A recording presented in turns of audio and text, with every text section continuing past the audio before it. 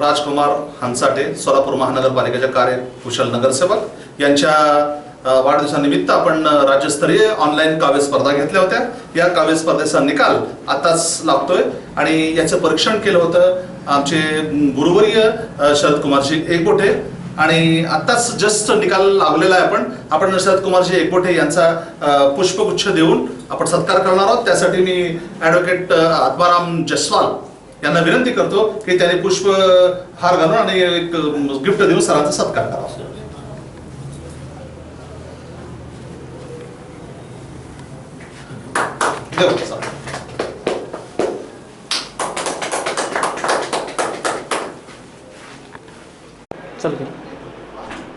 नमस्कार मंडळी, मी शरद कुमार एकबोटे,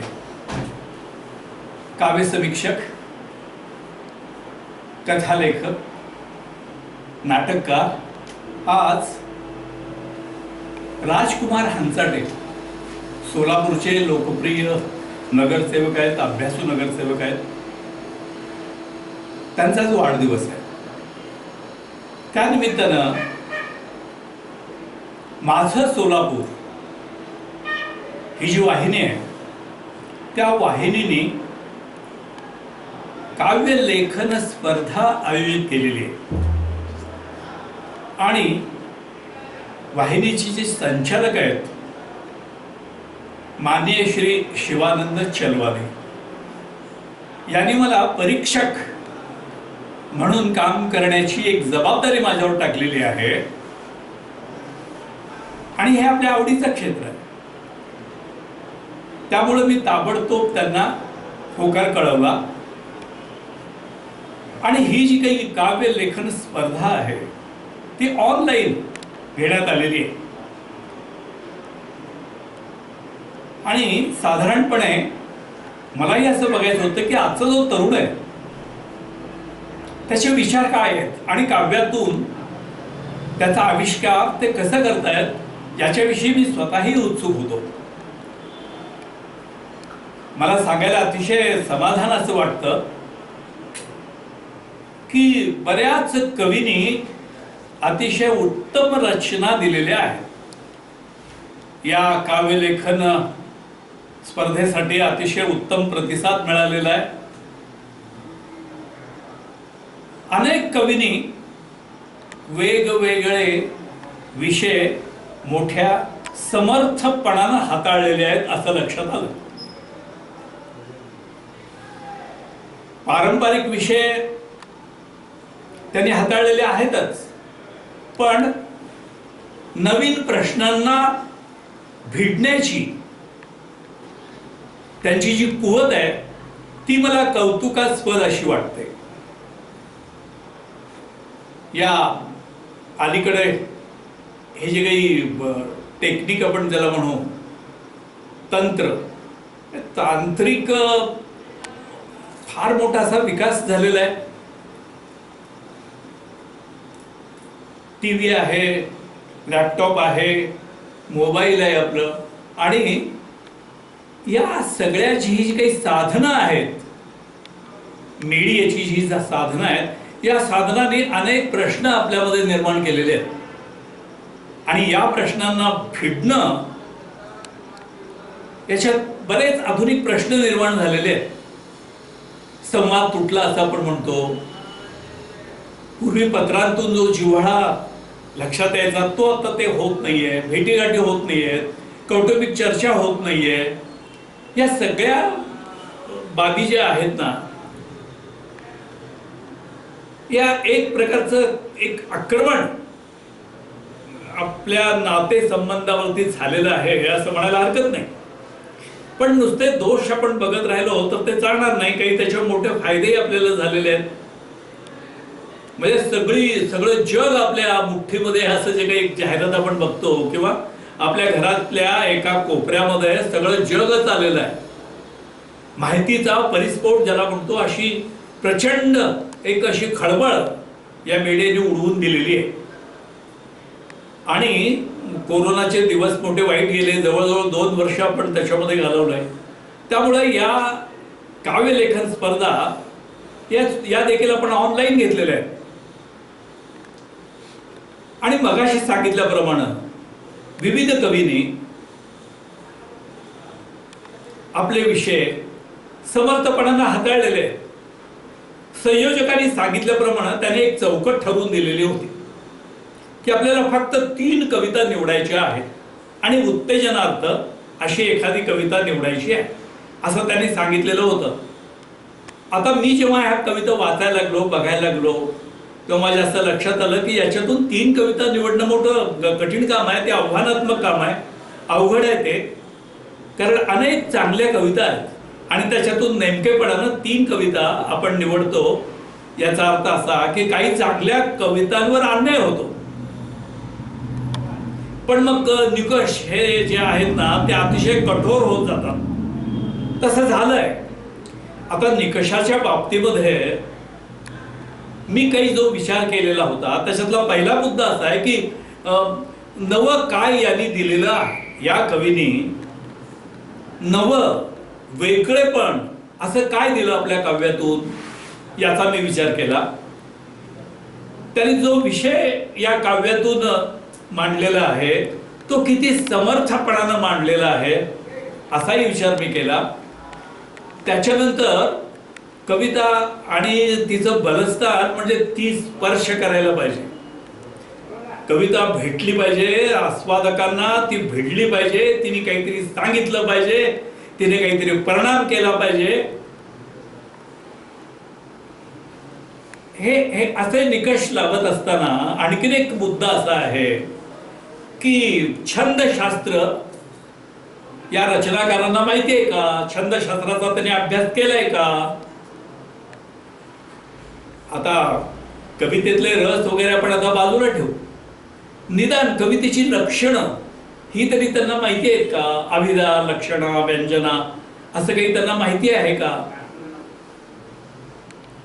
त्यांना ते मीटर, ते वजन, शब्दांची निवड, आपल्या विषयाला सुसंगत अशी काही मांडणी, या सगळ्या गोष्टींचा विचार केव्हा होतो? तेव्हा अनेक कवितांचा अभ्यास करावा लागतो, काव्यशास्त्राचा अभ्यास करावा लागतो. नाहीतर अनुकरणातून अनेक कविता होतात, त्या चांगल्याही असतील पण त्या अनुकरण आहे हे चटकन लक्षात येतं.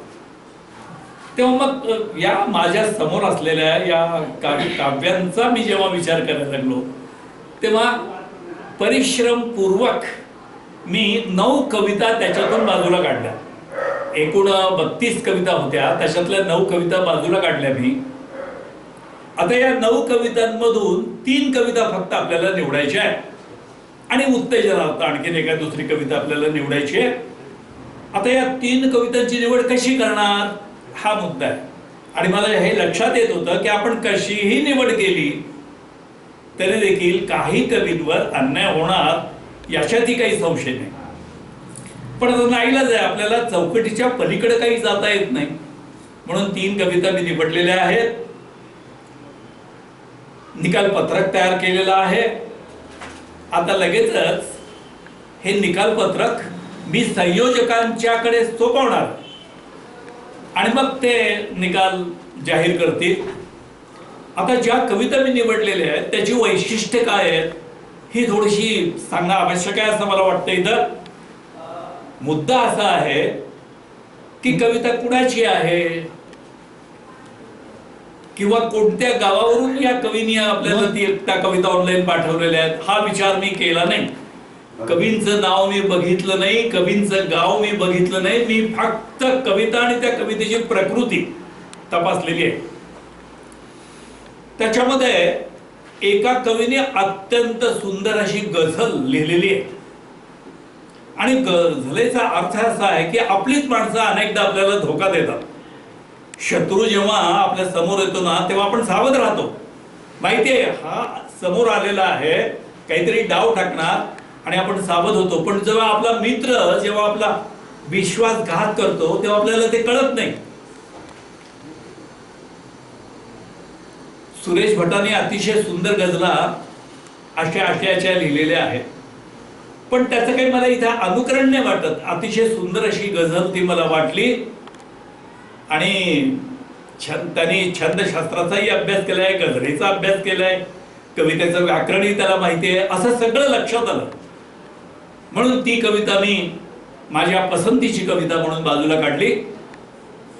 आणखीन एक कवी आहेत आणि गंमत अशी आहे, ती कवी ते हे जे काही कवी आहेत ना, मी पहिल्यांदा ती कविता अशी बाजूला काढली, मला ती चांगली वाटली आणि नंतर असं लक्षात आलं की अरे हा कवी माझा मित्र आहे, पण आपला मित्र आहे म्हणून त्याला पुरस्कार दिला पाहिजे किंवा त्याच्या कवितेची निवड केलं पाहिजे हे मला शक्य होत नाही. नंतर बघितलं की हा आपल्या ओळखीतला कवी आहे आणि त्याची कविता मला चांगली वाटली. त्याचं एक कारणही सांगून टाकतो. हा कवी काय म्हणतो की मी स्वतःला खोदत गेलो, उकरत गेलो, वणवण भटकलो, भयंकर त्रास गेला आणि भयंकर मी त्रास घेतला. त्याचं एक कारण होतं, माझ्या भटकंतीचं कारण असं होतं की मला माझा शोध घ्यायचा होता, पण मी मला सापडत नव्हतो आणि म्हणून मी अस्वस्थ झालेलो होतो. आपल्यालाच आपण सापडत नाही, त्यामुळं काय करावं आणि नेमकं आपण आपल्याला कसं पकडावं, काय केलं म्हणजे आपण आपल्याला सापडू, आपला खरा सूर आपल्याला सापडेल, याच्या शोधामध्ये अनेक त्रासदायक गोष्टी त्यांनी केल्या, बरेच प्रयत्न त्यांनी केले, परंतु स्वतःचा शोध लागत नव्हता. तो निराश झालेला आहे, भटकत निघालेला आहे.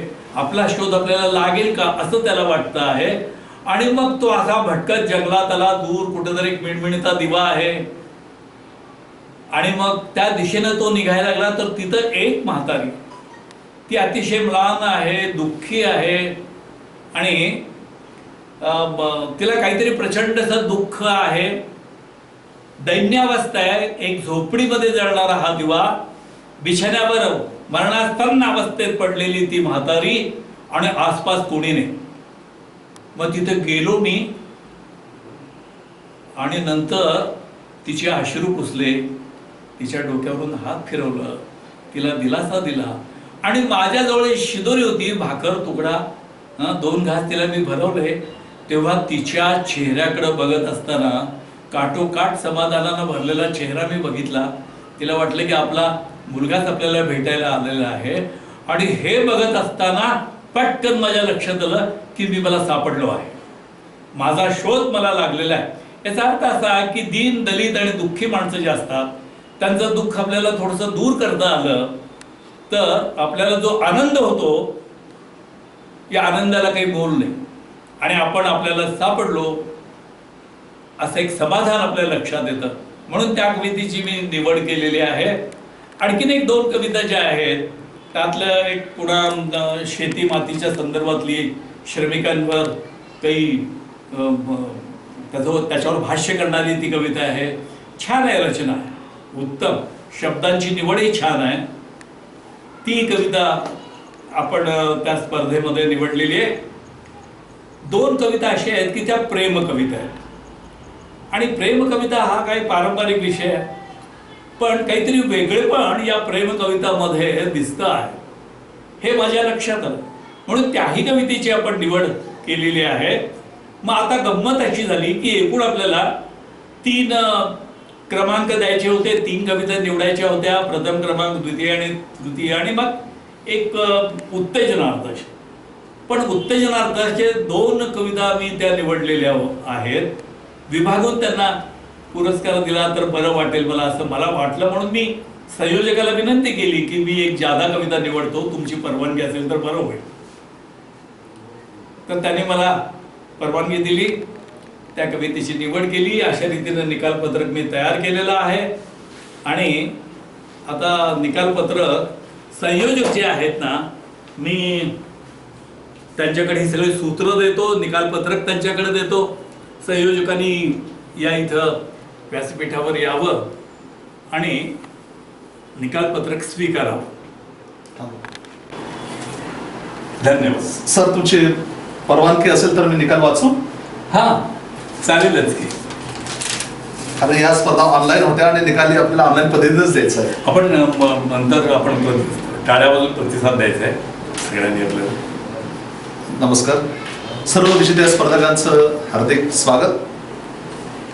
ज्यांना बक्षीस मिळाले त्यांना तर शुभेच्छा आहेतच, पण ज्यांना मिळालं नाही त्याने अधिक प्रयत्न केले तरी काही म्हणजे वावगं होणार नाही आणि आपण प्रयत्न केलंच पाहिजे.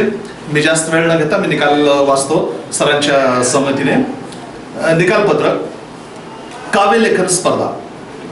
प्रथम पुरस्कार प्रवाह गझल राजेंद्र पोळ सांगली. प्रथम क्रमांकाचा आहे. आणि द्वितीय क्रमांकाचा पुरस्कार आहे तो मीच मला सापडलो मारुती कटकधोंड सोलापूर. आणि तृतीय क्रमांकाचं पारितोषिक आहे अन्नदाता क्रांती पाटील सातारा. आणि उत्तेजनार्थ जे विभागून आपण सांगितलं होतं की त्याच्यामध्ये एक पण सरांनी आणखी एक वाढवलं. दोन्ही मी उत्तेजनार्थ वाचतो आपल्या समोर. ती विभागून आहे रंग तुझ्या प्रेमाचा प्रांजली मोहीकर सोलापूर. आणि दुसऱ्या उत्तेजनार्थ कवितेचं नाव आहे शशांक. मिता नानवटकर नागपूर.